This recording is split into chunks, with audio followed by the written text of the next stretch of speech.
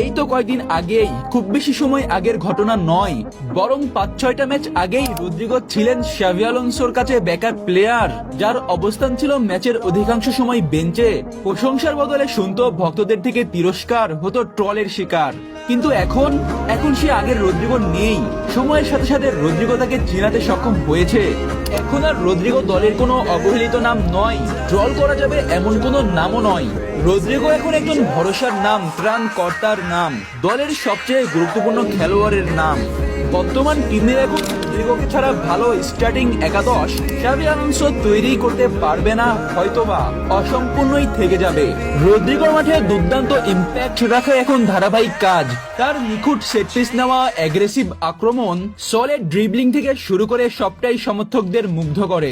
Rodrigo এমন একজন যাকে আপনি মনোযোগ দিয়ে দেখলে উপভোগ করতে পারবেন। ফুটবল বিনোদনের মাধ্যম, আর সেই বিনোদন পারফেক্টলি দিতে রদ্রিগোই পারবে।